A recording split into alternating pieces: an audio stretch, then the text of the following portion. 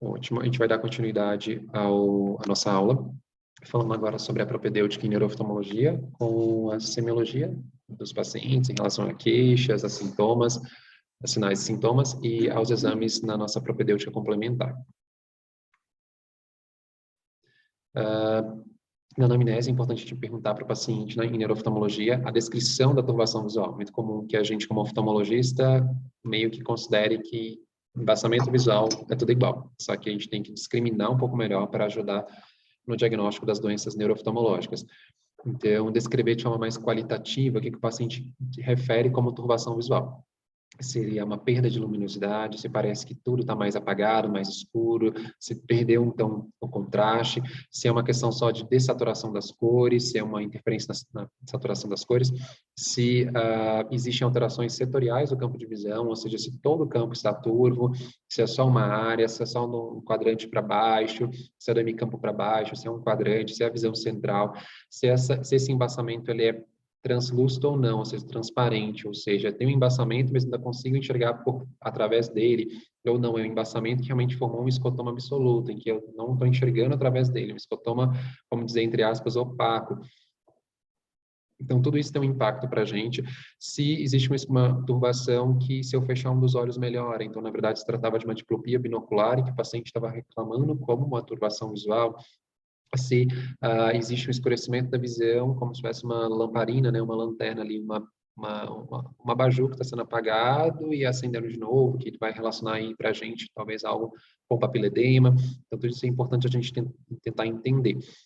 Se é como se fosse um vidro fosco, se é como se fosse uma fumaça, tudo isso ajuda um pouquinho a gente a entender e também se está progredindo, né, porque antes era de uma forma, depois foi piorando, foi mudando o padrão. E se houve uma instalação súbita, sem progressão, se foi de uma forma subaguda, que demorou alguns dias ou semanas, se é crônico e de forma lenta, e se existe uma perda visual transitória, como a gente comentou. Essa perda visual transitória, se ela aparece como um obscurecimento, que dura segundos, a gente vai relacionar mais a papiledema. Se dura minutos, de 2 a 5 minutos, e há uma recuperação dessa visão, a gente geralmente relaciona a maurose fugaz mesmo, de origem emboligênica, né, de origem embólica. E a enxaqueca oftálmica, que é um quadro mais de exclusão, em que a gente pode ter aura prévia ou não, pode ter enxaqueca relacionada ou não, mas que o paciente realmente ele refere que vai apagando a visão de um dos olhos, de modo geral é mais unilateral, e aí pode demorar minutos até que exista uma recuperação espontânea, então de 15 a 45 minutos. Isso também é importante a gente ter em mente.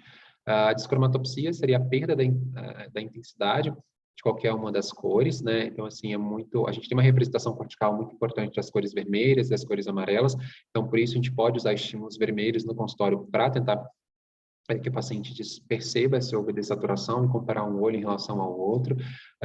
O vermelho, então, ele passa a ser mais escuro, tem uma característica de âmbar ou de desbotado, ou mais claro, ficando mais laranja ou amarelado. Então, também, às vezes, a gente não só tem a dessaturação, mas tem uma percepção diferente das cores, né?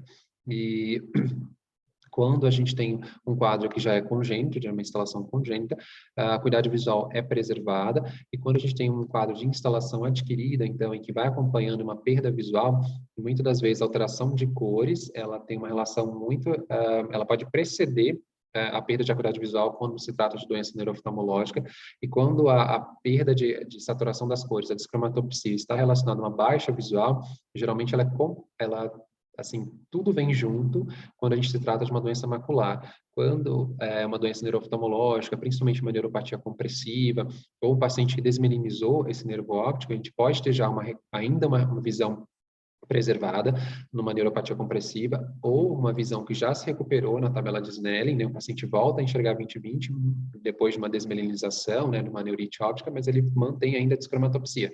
Então, o que a gente quer dizer é que a descromatopsia ela é muito importante no neurooftalmo no sentido de alertar para uma instalação de uma doença que esteja progredindo inicialmente ou para alertar que ainda ficou uma sequela de algo que se recuperou.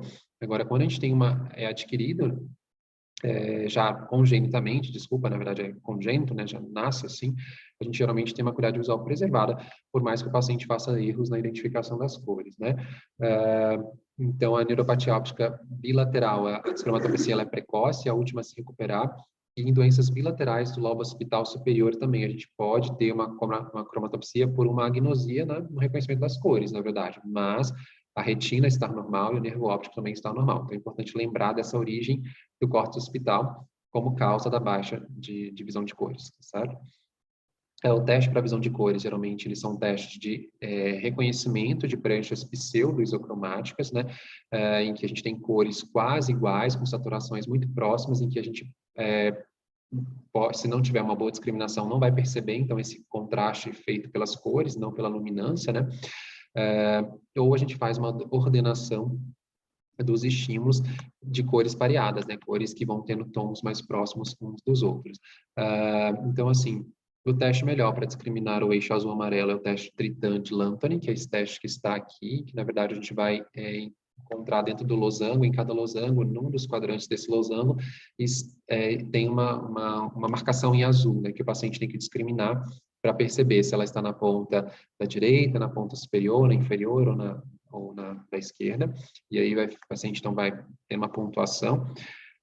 As pranchas de Shihara, elas são melhores para discriminar defeitos no eixo verde e vermelho.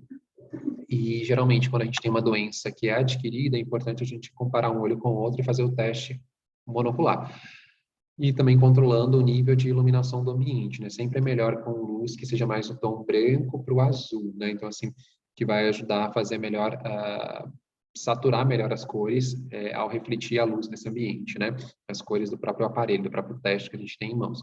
E o teste Farnsworth, que pode ser o teste completo, que tem para aproximadamente 100 matizes para serem organizados, né, para serem ordenados, ou a forma mais simplificada que a gente usa no consultório, que só tem 15 matizes, né, a serem ordenados, e ele pode identificar os defeitos em todos os eixos, né? O Farnsworth com 15 círculos, né, a serem ordenados, ele permite para a gente ter uma noção se o defeito ele é moderado, pelo menos, e em qual eixo que ele estaria, né? Então, aqui mostrando como seria uma resposta desse paciente, quando ele vai ordenar, sempre a primeira marcação, ela já é escolhida, já é setada pelo próprio teste, e aí o paciente vai tendo que escolher as matizes mais próximas para colocar em ordem em relação à anterior que ele escolheu. Então, assim, P é o ponto de referência, o número, se o paciente ordenou corretamente, a gente vai desvirar, então, cada uma dessas bolinhas ali, cada uma dessas enfim, dessas bolinhas coloridas, e atrás dela tem uma numeração, e aí a gente vai, então, fazer o gabarito para o paciente. Lembrando, então, que se ela for uma doença, eu estou suspeitando de um daltonismo, que é uma doença, então, genética, já congênita desse paciente, eu posso testar os dois olhos simultaneamente, que a resposta vai ser semelhante. Mas, se eu for testar uma doença adquirida, uma desmelinização de um dos olhos, uma orbitopatia de Graves, em que eu estou na suspeita de uma neuropatia compressiva, de uma distensão desse nervo, porque existe uma proptose, aí eu posso testar um olho em relação ao outro para ter um gabarito. A gente sempre vai considerar a melhor resposta, porque é um teste difícil, por isso a gente também consegue testar em crianças já colaborativas, lá com seus 5, 7 anos. O próprio Ishihara também em crianças maiores, porque elas precisam já saber nomear os números, né? Mas, enfim, adultos é tranquilo de realizar, e o paciente, ele pode, por exemplo, a gente tem a mania em oftalmologia, vamos dizer assim, o padrão de começar pelo olho direito e depois ir pelo esquerdo, mas se a gente perceber que a resposta do esquerdo, injustificadamente, foi bem melhor que o direito, pode ser só um efeito aprendizado, então a gente volta lá no olho direito, repete, e tem pessoas que já fazem 2 ou 3 vezes o teste no olho, 2 ou 3 vezes no outro olho, para sim ter uma resposta, para tirar esse viés do efeito aprendizado, né? E aí, se as respostas foram todas corretas, na hora de a gente ordenar, o paciente vai obrigatoriamente ter colocado a peça número 1 do lado da 2, a 3 do lado da 2, a 4 do lado da 3, e assim por diante, de tal forma que a gente vai, então, alinhar, ligar os pontos, como se fosse uma brincadeira de criança, né? Se o paciente começar a ter erros, se esses erros forem, aí, por exemplo, o paciente, nesse caso, ele colocou a bolinha 15 do lado do P, que foi o primeiro, depois ele colocou a 14, depois ele colocou a 1, depois a 2, depois a 13, então assim a gente foi ligando os pontos dele que ficaram de forma mais errática. A gente percebe que a maioria dos cruzamentos, né, do 1 ao 14 ou do 13 para o 2, eles passam paralelo ao defeito Protan, né, a linha do Protan. Então, por isso a gente faz um diagnóstico que ele tem um defeito Protan, né, um defeito no eixo vermelho. E Aqui o paciente, então, ele faz de novo o teste, a gente percebe que os erros dele ficam sempre paralelos ao eixo de referência, que é o eixo delta, né, que esses tracejados aqui é do delta, o tracejado aqui é do protan. Tem gabaritos que já vem colorido, na verdade, né, que a linha protan está em vermelho, a delta em verde, e aí a gente consegue, então, perceber onde estão os erros. Se o paciente tem um defeito mais no tritan, então todos os erros que ele fizer vão ser predominantemente paralelos a esse eixo tritan, né? E quando o paciente tem um monocromatismo, né, monocromatismo de bastonetes, ou seja, não consegue distinguir nenhum dos eixos verde, vermelho ou amarelo, os padrões podem ser diversos, né? Então, se não tem, na verdade, uma sequência, nem os erros são mais paralelos ao eixo vermelho ou verde ou ao eixo azul. Isso também acontece, a gente vê às vezes no paciente com neuropatias ópticas adquiridas, por exemplo, uma neurite óptica, ele dessatura todas as cores, então ele dá um padrão muito errático. Agora, em algumas doenças de neurooftalmo, a gente sabe que no glaucoma, na neuropatia óptica traumática pode acontecer também, mas, na verdade, no glaucoma, no papiledema, ou na atrofia óptica hereditária, congênita, a gente tem um defeito que predomina a perda do amarelo, do eixo azul e amarelo. Então, isso ajuda também a gente no diagnóstico, mas qualquer outro tipo de defeito pode aparecer também. Lembrando, então, aqui de alguns conceitos, a cromatopsia é a visão em cor de superfícies vistas como brancas por pessoas normais, né? Então, então se for então, assim, a cromatopsia já é uma doença, né? Uma alteração. Eu estou percebendo algo colorido, mas de algo que, na verdade, deveria ser branco. Então, a gente pode ter intoxicação ou algumas doenças que vão levando, então, à aquisição dessa percepção errada do ambiente, né? Então, a eritropsia percebeu o ambiente avermelhado, como se fosse um filtro na frente da nossa visão. A xantopsia perceber amarelado, a cloropsia verde, cianopsia azul e a lantopsia violeta. Então, isso pode acontecer, por exemplo, por alterações ópticas, como a catarata, hemorragia vítrea, ou o paciente com afasia, e pode acontecer também por toxicidade, como intoxicação por alucinógenos, né, como cogumelo, ou por drogas, medicações como o sildenafil, por exemplo, que pode causar uma cianopsia, né, de a gente perceber azul. O teste para visão de cores, ele é um teste, então, assim, cortical. Se a doença, se a alteração for cortical, geralmente causa uma descromatopsia no eixo azul-amarelo. O paciente também com lesões corticais, ele pode ter alucinações em cores, né? Ou seja, perceber estímulos que brilham, que caminham na visão de forma colorida. O paciente, ele pode ter uma agnosia cromática, ou seja, o córtex occipital, sobretudo, se for cometido direito, a gente viu que lesão bilateral do córtex occipital, que seja superior, né, pode levar então à perda da capacidade de discriminar cores, e se a gente também tiver uma lesão do córtex occipital, sobretudo o direito, ele pode causar desorientação espacial e dificuldade de fala também, porque as áreas ali são acometidas em conjunto, e o paciente também tem dificuldade de nomear as cores, de tentar discriminar qual cor tem naquele objeto. Anomia para as cores, geralmente se o paciente perde a capacidade de nomear as cores, na verdade, não a capacidade de enxergar, a agnosia cromática, a incapacidade de interpretar aquela cor. Quase que o sintoma externamente é o mesmo, né? Mas a anomia para cores seria a gente tentar identificar, o paciente nomear essas cores, geralmente está na via occipital ventral, né? Perda de habilidade de nomear as cores.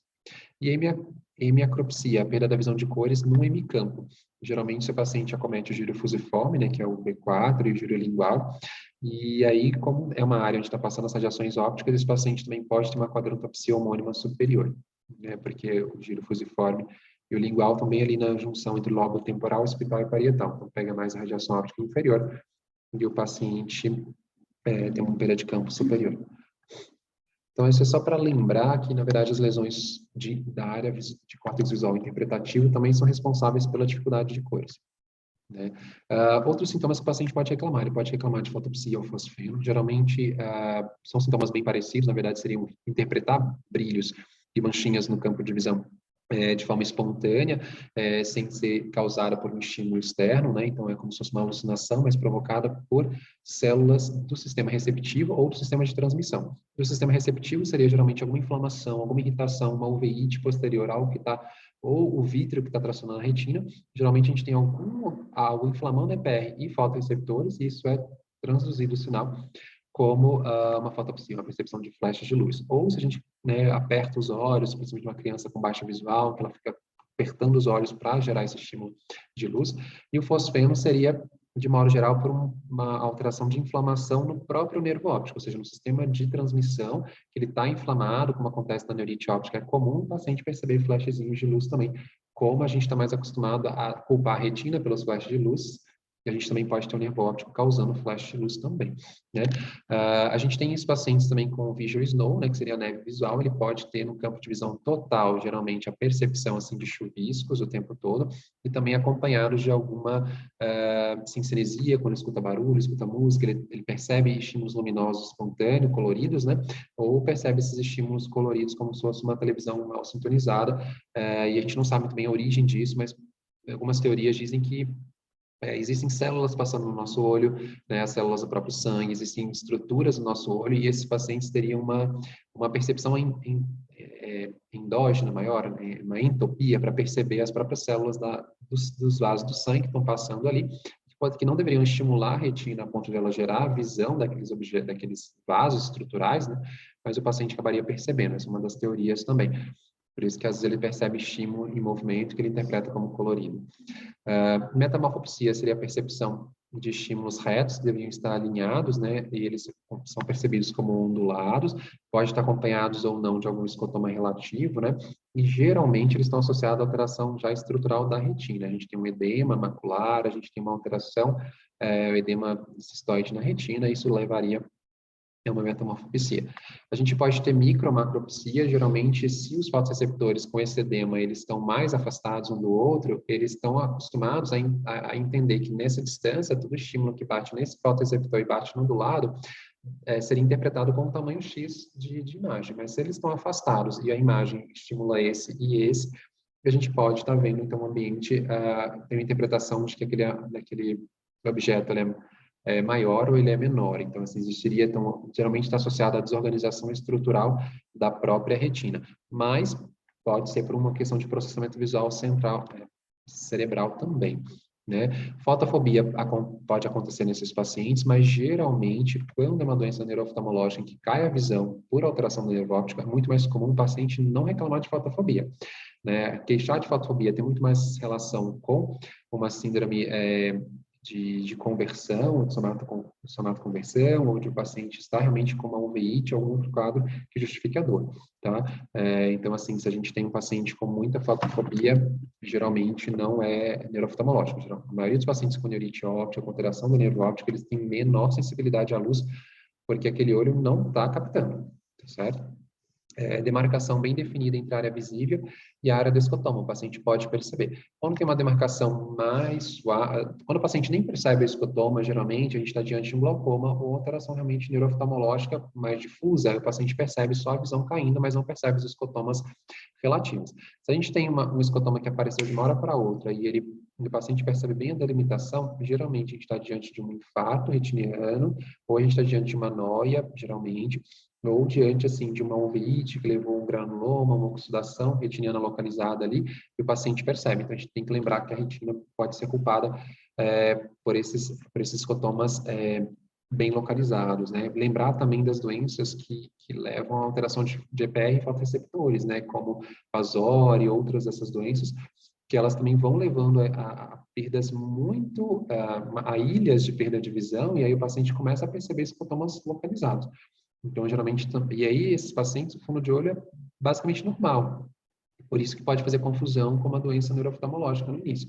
E é importante o exame multimodal da retina, avaliar com retinografia, avaliar se tem mudança de coloração, avaliar, enfim, se tem atrofia de PR, se tem atrofia localizada, se tem um lavado do EPR, né?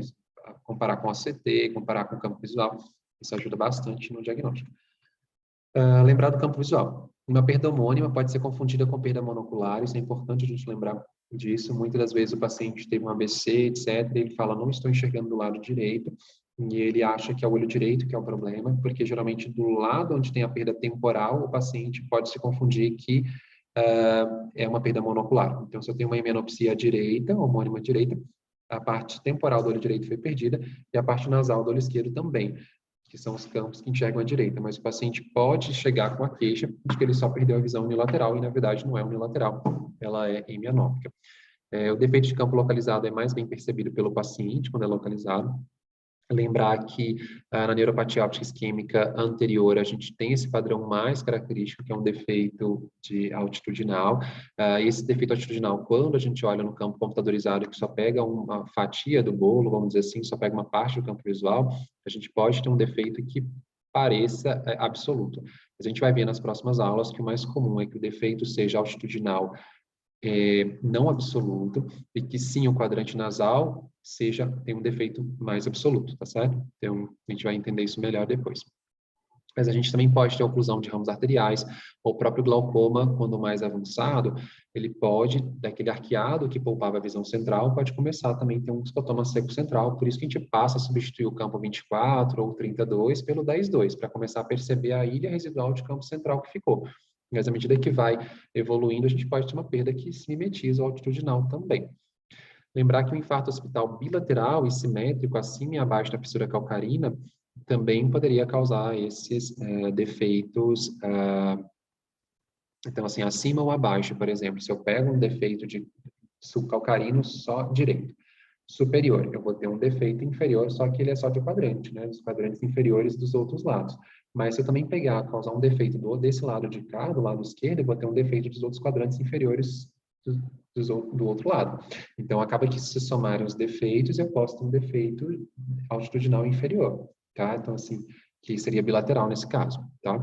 Então, a gente lembrar da noia como uma causa de defeito altitudinal bilateral, se for uma noia simultânea bilateral, mas eu também posso ter um infarto que aconteceu no hospital. E aí, geralmente, para uma noia ser bilateral, a gente costuma, simultânea, a gente tem que ver o fundo de olho, então, e perceber que ele tem edema no início, porque não tem noia sem edema, e que depois evolui para uma atrofia de papila. Se a gente não teve edema no início dos sintomas, então não é noia, provavelmente essa lesão estava retroquiasmática, retrogeniculada, desculpa. E se a gente também tem assim, um nervo óptico que após o evento, o paciente se queixou de perda de visão, veio para a gente, tem um defeito de campo, mas o nervo não está pálido, não está atrófico, não seteia, etc. Então, assim, provavelmente a localização, mesmo que seja um defeito altitudinal, né? Essa localização provavelmente não é nervo óptico, mas é retrogenicular. A maculopatia, o paciente percebe melhor também os limites do defeito de campo quando o problema está na macro, que é aquilo que a gente conversou, das doenças que pegam EPR, fotoreceptores. Por que a gente fala dessas doenças? Porque doenças que alteraram a mácula de modo geral, por exemplo, uma oclusão vascular, que tem edema, que tem uma edema por uveíte, etc., a gente já está vendo a causa do escotoma, né? A gente está falando aqui são de doenças retrobulbares, em que o fundo de olho é normal, e por isso a gente está estudando as doenças neurooftalmológicas, mas também a gente tem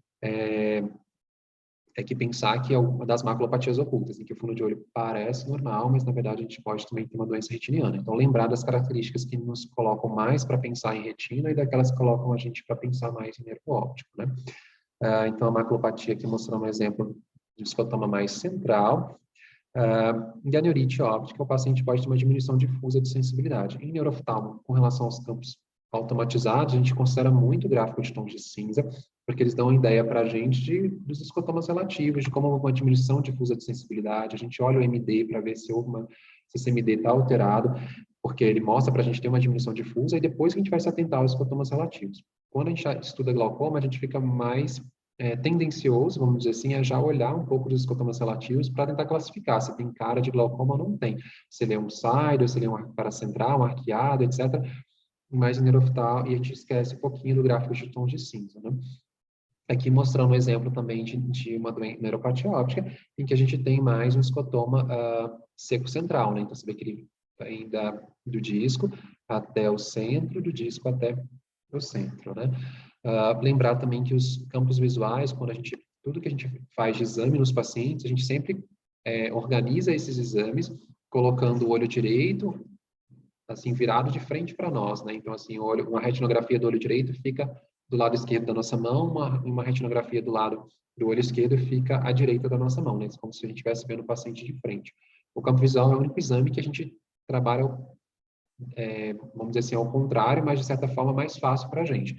Porque a gente coloca o campo visual do olho direito à direita e o campo visual do olho esquerdo à esquerda, da nossa mão aqui no papel, na representação gráfica, numa representação de artigo, de caso clínico, para que a gente consiga analisar. Então, o campo visual do olho esquerdo está à nossa esquerda, e o campo visual do olho direito está à nossa direita, tá? Então, por isso, como a mancha cega ela é nasal, ela tem uma representação temporal no campo visual, a gente sempre vai ver a mancha cega temporal do olho esquerdo à esquerda e a mancha cega temporal do olho direito à direita, que ajuda a gente a localizar os campos visuais. O defeito campimétrico. Os estímulos não visuais, tais como ruídos fortes, podem causar piora do campo visual, progredindo até a formação de alucinações. Isso acontece em alguns pacientes que têm um campo cego. Eles podem ter estímulos auditivos causando isso. A gente acredita, talvez, que tenha relação ou com a representação cortical, aqui na área cortical de representação da audição, ou até pelo colículo inferior, que também faz parte da via auditiva, e ele também próximo do colículo superior, e ele poderia também ter uma via paralela para estimular. Então, assim, isso nas cinesias, por exemplo, como no Visual Snow, de alguns ruídos estimularem estímulos visuais, né, de cores e tal, ou explicar também, de certa forma, alguma diferenciação que levaria a alguma alucinação em área de campo cego, né? Então, é muito comum os pacientes falarem assim, mas eu acho que eu estou começando a melhorar a visão, acho que estou começando a enxergar, porque numa área de campo cego, o paciente pode perceber um estímulo mal formado, como se fosse um brilho, como se fosse um raio, como se fosse algo passando nessa área de campo cego, ou ele pode até perceber estímulos bem estruturados, como se ele falasse, acho que eu vi uma cadeira aqui desse lado, eu acho que ele procura em casa para ver se realmente tinha aquele objeto que ele viu na área de campo cego. Então, essas alucinações podem ser não estruturadas nessa área de defeito de campo, como os flashes de luz branca ou colorida, ou alucinações estruturadas, que são mais raras. Geralmente acompanham lesões que causaram defeito de campo visual, mas no córtex occipital ou parietal. E elas geralmente são transitórias, então, seja após aquele insulto que levou à perda de campo, ou até pode ser permanente, acompanhar o paciente de modo geral, né? Existem algumas alucinações visuais também que são descritas. Qualquer ponto da via óptica pode causar uma alucinação visual, se a gente estimular a retina ou até o lobo occipital, a gente pode causar, como a própria, enfim, as fotopsias, fosfeno são exemplos de alucinações assim visuais, porque vêm provocados independente de ter um estímulo no ambiente. E as alucinações visuais, elas têm mais chance de serem bem estruturadas, bem formadas, por exemplo, lembrar um objeto, lembrar algo reconhecível, quando a lesão ela ocorre no lobo temporal ou em algum córtex visual de associação, né? Quando a lesão é mais no lobo occipital, a gente costuma ter alucinações menos estruturadas de modo geral, né? Quando é no córtex occipital primário. A síndrome de Charles-Bonnet seria pacientes com baixa visual grave, mas que eles dizem em alguns momentos verem objetos ou verem coisas no seu campo de visão, e geralmente são coisas da memória deles ou coisas do ambiente onde eles estão, e é um fenômeno que a gente imagina que seja de liberação acional, algo que estava na memória, algo que estava em outras vias, vem para a consciência e o cérebro não consegue separar o que é imaginário do que é real e acaba interpretando como real. Lembrar da palinopsia, que a palinopsia ela é um sintoma que o paciente pode referir e tem muita prevalência nos pacientes com Visual Snow. Então, esses pacientes, a palinopsia seria uma perseveração visual. Existe uma coisa que é a pós-imagem fisiológica, né, que seria a gente olhar para um objeto e depois a gente tira o olhar daquele objeto e aquela imagem, como se fosse um negativo fotográfico, ou seja, se reverte-se em preto e branco ou verde e vermelho, dura um pouco ainda, perdura um pouco no nosso campo visual. E já a palinopsia seria essa perseveração, mas de forma sintomática e recorrente para o paciente. Então, assim, existe a palinopsia que cria uma imagem positiva, fiel à realidade, e tem duração de até vários minutos, ou uma palinopsia tardia, em que a imagem pode reaparecer após minutos ou horas e se repetir por dias ou semanas de alguma imagem que a gente tenha visto previamente. As causas são infarto, tumor, malformação arteriovenosa, na enxaqueca, na epilepsia, paciente com encefalopatia tóxico-metabólica ou até toxicidade por algum alucinógeno. Então, aqui só para vocês entenderem como uma maneira de a gente entender como é a palinopsia é a gente olhar para esses 3 pontos que estão no nariz dessa foto durante uns 10 segundos, 15 segundos, e depois a gente olha para o ponto preto, que é essa cruz aqui. Então, essa imagem que parece um negativo de foto, quando a gente olha depois para o fundo branco, a gente começa a perceber o rosto da pessoa que foi fotografada.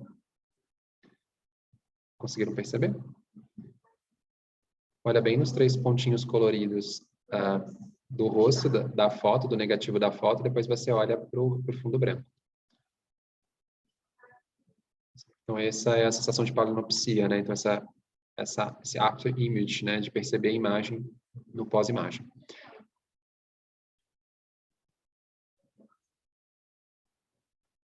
Aqui a gente tem um outro exemplo também,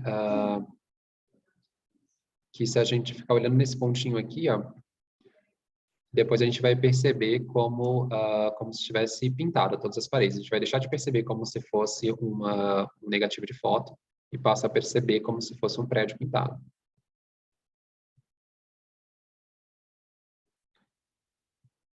Aí a gente acaba percebendo assim depois de um tempo.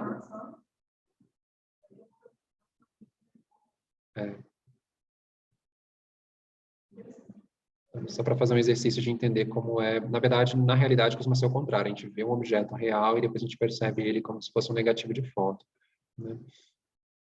Mas essa seria a ideia da palinopsia. Essa ideia de perceber uma imagem, depois observar ela estática no nosso campo de visão, seria a palinopsia estática, vamos dizer assim, mas existe o trailing, né, que seria a percepção como se fosse uma cauda de trem, uma cauda de cometa, que às vezes o paciente também percebe de estímulos em movimento. O estímulo em movimento, em vez de a gente isolar ele como se fosse uma câmera fotográfica que sintoniza bem e vai acompanhando, a gente perceberia como se fosse aquelas câmeras fotográficas mais antigas, que tudo aquilo que ficava em movimento, ela dava embaçamento. Para aquele estímulo, não conseguia filmar o estímulo, né? Então, assim, o nosso olho é preparado para filmar, para perceber algo em movimento sem criar uma cauda para aquilo, sem criar um embaçamento. Então, essa sensação meio que em movimento, como se criasse uma cauda para um estímulo em movimento, ou seja, ele está estático, ele está movimentando, em vez de a gente perceber ele movimentando, né, bem isoladamente, a gente percebe uma continuidade, um embaçamento, uma cauda. Então, isso também é um tipo de palinopsia de estímulos em movimento. Lembrar da agnosia visual, né, seria falha no reconhecimento de objetos familiares, incapacidade de aprender ou identificar novos objetos usando apenas a visão. Geralmente, a lesão está no lobo occipital dominante. A alexia com a grafia. A alexia seria incapacidade de entender palavras escritas, então a gente não consegue ler, né, essas letras. Incapacidade adquirida de ler e escrever, né? Então, assim, a gente aprendeu a ler e escrever e perde essa capacidade, né? Então seria a alexia. É diferente da dislexia ainda nesse processo de aprendizado de leitura. Geralmente a localização é uma lesão no giro angular dominante. O paciente pode ter afasia associada e uma hemenopsia também pode causar alexia com a grafia. Ou seja, como a gente lê da esquerda para a direita, a gente pode ter uma perda de campo que dificulta na leitura por ter o campo esquerdo cego. Então, assim, gera uma incapacidade de ler. Alguns pacientes podem ter incapacidade de ler, mas poderiam soletrar ou associar palavras a figuras, identificar português, por exemplo, entre outras línguas. Tudo isso seria, como se fossem déficits parciais, né, da lesão. Alexia sem a grafia. Existe, então, uma conexão entre a área visual e a área da linguagem no lobo parietal esquerdo, que estaria alterada. Então, o paciente consegue falar, consegue até escrever, entende a linguagem falada, mas ele não compreende a escrita. Então, inclusive, aquilo que ele acabou de escrever, se ele for ler, ele pode não conseguir ler, né? Geralmente, o infarto está no território da artéria cerebral posterior e é acometido o esplênio do corpo caloso e o lobo occipital dominante, tá? E aí, como o lobo occipital dominante para fala na maioria das pessoas é o esquerdo, é comum uma hemenopsia homônima direita. Prosopagnosia seria o distúrbio de reconhecimento de rostos familiares. O paciente não aprende também a reconhecer faces novas e ele pode até não reconhecer a própria face no espelho. Geralmente está associado a lesão extensa no córtex occipital mesial, ou seja, o córtex occipital vindo aqui para baixo internamente, ou seja, indo para o lobo temporal. Geralmente por uma hipóxia, ou trauma, um AVC. E geralmente esses tipos de alteração também que tem a ver com a memória, ou seja, do lobo occipital até o hipocampo, até o temporal ali, acomete também pacientes com Alzheimer, que começam a ter dificuldade de reconhecer os seus familiares, né? Aqui falando um pouquinho sobre os nossos testes. Então, a acuidade visual. A acuidade visual é uma função foveal, né, que mede ali os 5 graus centrais do campo visual. A gente pode usar um cartão de bolso, né, algum aplicativo que projeta também essa, enfim, em miniatura ali aqueles optotipos, só que vai depender um pouco da acomodação, mas pode ter uma correspondência com o nosso estímulo a 6 metros também. Então, os neurologistas acabam no paciente internado fazendo dessa forma, com um cartão de bolso que simule a tabela de Snelling à distância. Mas para a gente, em consultório, sempre melhor a 6 metros, né? A gente deve usar o óculos do paciente, tentar conseguir a melhor correção óptica possível. Usar armação de prova para os pacientes em neurooftalmo é importante porque eles, se olhar só pelo green, se eles têm um defeito de campo, eles não vão conseguir usar a área de campo útil para poder enxergar. E a gente sempre considera a melhor visão atingida possível. Outra coisa, a gente sempre é importante apontar para o paciente quando a gente está fazendo um campo visual. Se a gente suspeita que o paciente tem um defeito de campo bitemporal, por uma lesão quiasmática, por exemplo, ao examinar o olho direito do paciente, eu tenho que tentar apontar no campo nasal dele. Então, aponta o optotipo aqui, depois esse, e depois esse, porque às vezes o paciente não enxerga da metade para lá, para o temporal do olho direito. E no lado esquerdo, ele não enxerga do temporal para a esquerda. Então, às vezes, o paciente não está enxergando as primeiras letras. A gente é acostumado, em português, ler da esquerda para a direita, mas ele pode não enxergar. Então, a gente tem que fazer igual ao árabe, né? Aponta os estímulos à direita, vai apontando para ver se ele vai conseguindo rastrear e enxergar, e assim a gente medir a visão. Outra dica é não desistir na primeira linha que o paciente começa a errar ou afirma que não está enxergando mais. Se a gente for lá apontando um por um, às vezes o paciente vence o escotoma e ele consegue ler. E a gente tem que tentar pegar a melhor visão possível dele. Claro que essa visão melhor possível nos ajuda só a ter uma referência para, em novos exames, perceber se ele está melhorando ou piorando. Mas pode não ter uma representação direta com a capacidade funcional do paciente. Porque às vezes ele é 20/25, 20/20, 20/30, mas ele tem tanta perda de sensibilidade ao contraste que ele tropeça, que ele erra, que ele diz que não está enxergando, que é o que a gente vê um pouco na visão subnormal, né? O paciente às vezes é 20/20, mas tem a perda de campo muito grande, então dificulta no rastreio, dificulta na leitura, dificulta perceber algo que vem do estímulo periférico para que ele refixe. Então, assim, ele tem que ser reabilitado por conta disso. Outra coisa, a gente pode usar o pinhole para corrigir erros refracionais de até 4, 5 dioptrias, né, esféricas ali, ou de equivalente esférico. O pinhole que existe no green, geralmente ele tem só um buraquinho. Para a gente neurooftalmo é pior isso, porque o paciente, é bom a gente ter esses que tem vários buraquinhos, porque o paciente tem escotomas. Então eu vou corrigir com o pinhole o erro refracional, pelo menos ter uma ideia dessa estimativa, e vou ver se a visão dele melhora. Mas ele tem que tentar usar a visão mais nítida naquele campo de visão que sobrou, né? E aí a gente tem como representar a acuidade visual dessa forma, né, na decimal ou fracionário. Também a gente pode dizer que o paciente conta dedos, ou tem só percepção luminosa, ou ausência de percepção luminosa. E a gente também pode fazer uma correspondência de aproximar a tabela do paciente ou o paciente da tabela para a gente chegar no 20.400, 20.800, 20.600, né, 23.200. A gente pode tentar fazer essa, como se fosse uma projeção ali de uma regra de 3 ali, né, de uma equivalência de triângulos. Outras coisas também sobre a tabela de Snelling, que assim, a tabela de Snelling ela tem várias críticas, porque os estímulos das letras maiores, eles são isolados, né? Então, talvez mais fácil de identificar. Então, a tabela do ETDRS parece ser cientificamente melhor, porque assim, a gente tem um número de estímulos iguais em todas as linhas, e a gente não consegue até contabilizar se o paciente está melhorando por número de acertos, inclusive, não só por considerar que ele acertou uma linha por ter feito mais do que a metade de acerto, né? E a gente tem, assim, o espaçamento entre as letras equivalente ao tamanho daquele optotipo, por isso as letras maiores são mais espaçadas, as letras menores são mais grudadinhas, e geralmente o espaçamento entre uma linha e outra é equivalente ao tamanho da linha anterior, se não me engano, ou da próxima, mas são mais ou menos equivalentes, de tal forma que vai também se grudando na vertical uma linha em relação à outra. Melhor, então, para medir a visão do paciente. A acuidade visual, quando a gente fala dela, a gente quer dizer, na verdade, a capacidade do paciente, da retina, separar estímulos que deveriam, que assim, o limiar crítico do nosso olho para perceber estímulos diferentes é que eles tenham pelo menos 1 grau de diferença entre eles, né? Como se fossem estrelas no céu, que a gente perceberia uma estrela só se elas tiverem menos de 1 grau de representação na nossa retina. Se tiver mais de 1 grau de separação do ângulo de projeção desses estímulos das estrelas, que estão em lugares diferentes, né? Se ela gera um estímulo com um ângulo maior que 1 grau na nossa retina, a gente consegue perceber como 2 estrelas diferentes. Então, aqui, na verdade, a gente tem a letra E, que a letra E tem 1 grau, aqui tem 1 grau, a parte em branco, a outra tracinho da letra E mais 1 grau, mais uma parte em branco, mais uma outra perninha que tem 1 grau. Então, a gente teria ali esses 5 graus, e a gente, as letrinhas vão ficando cada vez menores, geralmente a 20 pés, que é 4 metros. Se eu tenho uma letrinha,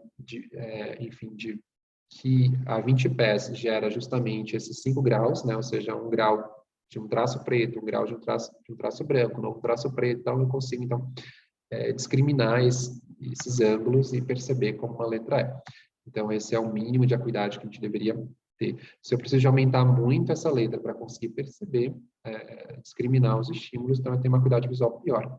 E daí a gente sai do 20/20 para o 20/200, 400, assim por diante. Existe como medir a acuidade visual através do teste do olhar preferencial, principalmente em bebês ou pacientes que não verbalizam, mesmo estando em idade maior. E, geralmente a gente usa o Teller. O Teller, ele não mede a acuidade visual como o Snellen e o ETDRS, que mede a discriminação, né? Ele mede, na verdade, só as frequências espaciais, então é uma inferência da acuidade visual a partir da capacidade de enxergar as diferentes frequências espaciais.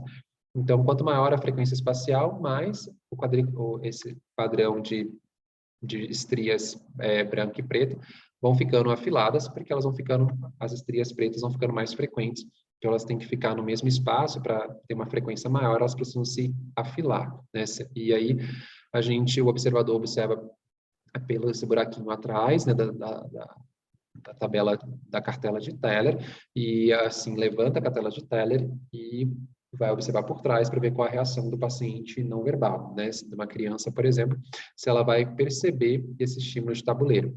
E aí, quando ela percebe esse estímulo, na verdade, não de tabuleiro necessariamente, mas de estriações, ela olha para aquele estímulo preferencialmente, porque nos interessa muito mais aquilo que é diferente do que a superfície homogênea, e aí a gente consegue, então, mensurando a visão, porque vai ficando cada vez mais difícil e tem uma correspondência com o Snellen.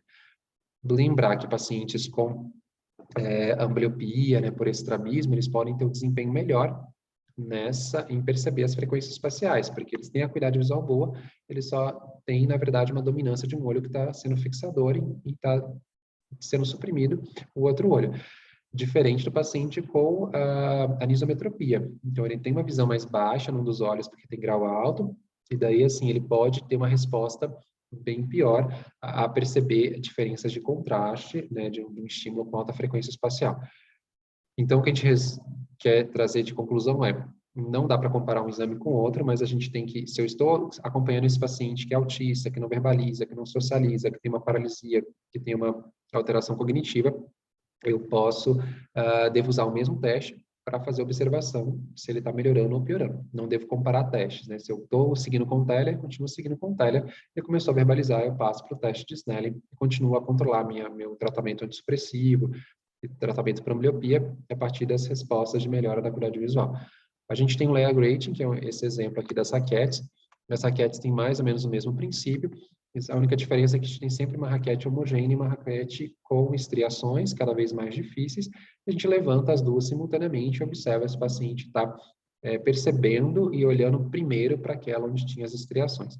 Para confirmar se ele fixa para aquela raquete que é mais, que tem as estriações, a gente pode movimentar as raquetes e perceber se o paciente continua fixando aquela raquete que tenha os estímulos de preto e branco, né? Lembrar da função visual superior, que tem vários testes assim psicopedagógicos, etc., que interpretam então a capacidade de enxergar, que muitos pacientes no nosso consultório eles enxergam tudo, mas muitas vezes não têm um bom desempenho cognitivo, de aprendizado, etc. Ou a gente tem um paciente que está demenciando e que ele está perdendo algumas funções visuais.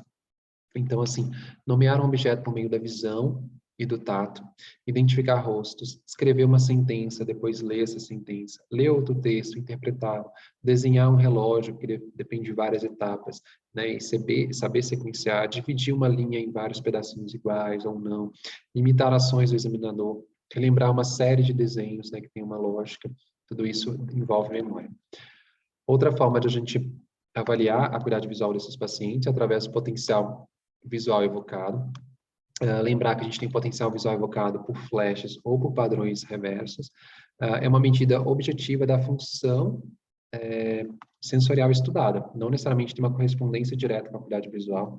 O potencial visual evocado de varredura, ele sim teria uma correspondência com a acuidade visual do tipo tabela de Snellen, mas a gente imagina que um paciente que tem uma boa amplitude, ele tem que ter uma acuidade visual boa, de pelo menos ali em 20, 60, 40 para melhor, né? Então, se a gente tem uma redução da amplitude, a gente imagina que a acuidade visual desse paciente vai estar baixa, vai estar menor que 0,5. Mesmo sendo um teste objetivo, ele vai ter um padrão de tabuleiro de xadrez, em que aquilo que estava branco fica preto, que era preto fica branco, e depende do paciente ter uma boa acuidade visual, por isso a gente tem que usar o óculos daquele paciente, tem que corrigir a prescrição, o erro refracional, e ele precisa de estar fixando no ponto de estimulação. Se a gente quiser se distrair, a gente pode não focar no plano dessa tela, né, que está mexendo em preto e branco, e daí, ou seja, isso pode induzir um erro, porque o cérebro não está focando, não está fixando, então a gente tem que corrigir a refração e tem que ter um paciente colaborativo, pelo menos, que esteja prestando atenção no estímulo, tá? E qualquer alteração da via visual, desde retina até o córtex occipital, pode ser causa para uma redução da amplitude dessa onda, ou principalmente da amplitude, quando são outros problemas, e quando a gente tem uma desmelinização, a gente pode sim ter alteração da amplitude, mas geralmente a gente tem um atraso da latência, e a onda mais importante para a gente é o P100. Então, a gente tem, dependendo da forma como o aparelho interpreta os vetores, ele pode desenhar a primeira onda como N75 acima, né, assim, do eixo das ordenadas, então ela vai ficar positivo, o P100 para baixo, e o N135 para cima de novo. Por isso que as ondas recebem esse nome, de N na verdade, o N é negativo, desculpa, o P é positivo, e o N é negativo de novo. Só que, assim, dependendo como os vetores são interpretados pelo aparelho, como é o posicionamento dos eletrodos, a gente pode ter como está aqui. Na verdade, o N75 está desenhado para cima, o P100 para baixo, né? Como se fosse, na verdade, um contrassenso, como se o positivo fosse para baixo, fosse negativo, né? Mas se a gente tem um aumento da latência, a gente muito comum, muito associado, né, a uma desmelinização, né? E esse aumento da latência pode persistir por anos, mesmo após a recuperação da acuidade visual, e ajuda também esse exame a monitorar a função do nervo óptico durante alguma cirurgia de descompressão, principalmente ali do canal óptico ou algo assim pós-trauma, etc. Vamos continuar só um pouquinho, que depois a gente faz um intervalo para continuar amanhã. Com relação à sensibilidade ao contraste, uma outra forma de a gente medir a função visual, pequenos optotipos com quase 100% de contraste são facilmente interpretados do que objetos maiores com baixo contraste que possam dominar o nosso ambiente, tá? Então, tem algumas atividades que têm baixo contraste, por exemplo, como colocar uma água no copo, porque a água é transparente, o copo é de vidro, e a gente, então, assim, poderia errar. É o que acontece com alguns pacientes com, enfim, se recuperando de alguma opacidade de meio, que tem uma edema de córnea, que tem, enfim, uma ceratite e tal, então, assim, recuperando de uma cirurgia refrativa, né? Ou pacientes que tiveram desmelinização, neuropatia óptica. Então, eles podem, às vezes, no alto contraste, perceber o 20/20, mas tem uma diminuição de sensibilidade ao contraste. Aqui a gente tem uma curva de como a nossa sensibilidade ao contraste funciona. Lembrando, assim, se a gente... existe o contraste, que são as diferenças de luminância, né? Algo mais escuro ao lado de algo mais brilhante, então gera contraste entre superfícies que estão bem próximas uma à outra, mas existe também a frequência espacial. Então, aqui embaixo, a gente tem a frequência espacial, ou seja, dessas barrinhas. Quanto mais barrinhas aparecem no mesmo intervalo de 2 centímetros, 4 centímetros, por exemplo, maior vai ser a frequência. Então, se eu tenho que fazer aparecer mais barrinhas, eu tenho que deixar as barrinhas mais finas para caber mais barrinhas no mesmo espaço que eu estou analisando. Então, assim, aqui a gente tem uma alta frequência nesse A, e aqui a gente tem uma baixa frequência espacial, né? Então, aqui, se a gente olhar, esse é o gráfico, né, de como é a sensibilidade ao contraste humana. Então, a gente percebe aqui, ó, que à medida que ele vai melhorando, numa frequência espacial mais ou menos intermediária. Se a gente aumenta muito a frequência espacial, a nossa sensibilidade ao contraste cai. E quando a gente está numa baixa frequência espacial, mesmo que seja baixa frequência espacial, ou seja, eu tenha só 2 repetições, às vezes, de 2 barras. Uma barra aqui, uma barra sim, uma barra não, uma barra sim de novo. Mesmo que seja baixa a frequência espacial, eu não vou perceber se o contraste for baixo. Porque, assim, se eu coloco uma barra cinza bem clarinha do lado de uma branca, do lado de uma cinza bem clarinha, mesmo que elas sejam grossas, minha capacidade de discriminação vai ser baixa. A não ser que eu tenha parta, então aumenta a frequência espacial para partir em várias colunas. Aí eu começo a perceber que o contraste é igual, mas eu tive que colocar várias colunas de sim, não, para começar a perceber que tinha um padrão de repetição ali, senão eu não perceberia. Então, é isso que está sendo mostrado aqui. Na verdade, nossa sensibilidade ao contraste, ela melhora para baixos contrastes na frequência espacial intermediária, tá certo? Se a gente aumenta muito a frequência, a gente vai cair na sensibilidade ao contraste, que tudo vai parecer que tem uma cor homogênea só para o nosso cérebro, e se a gente também diminui, mesmo com altas frequências, mas diminuindo muito a frequência, alto contraste, mas diminuindo a frequência, a gente também tem perda de sensibilidade. O teste de sensibilidade ao contraste detecta a diferença entre áreas de diferentes luminâncias, situadas lado a lado, e a medida a 3 metros de distância. Tem várias formas de a gente fazer, essa é uma das formas em que, na verdade, a gente tem 5 linhas e 9 colunas, e que o paciente a 3 metros ele tem que acertar o gabarito, dizer se as estrias estão assim na vertical, se elas estão viradas para lá, viradas para cá, e vai até onde o paciente consegue descobrir, consegue discriminar. E aí pode ser feito de forma monocular, e existe aqui um gabarito. Então, assim, para cada uma do A, B e C, até onde o paciente foi. Do A, ele respondeu até o 7, ele respondeu até o 6, e a gente vai marcando para cada uma das 5, de A, B, C, D e E. E aí o paciente normal, ele tem que estar dentro dessa curva com cinza, que é o considerado normal. Tá certo? Acho que dá para a gente fazer um intervalinho, porque daí a gente continua amanhã. Sabe?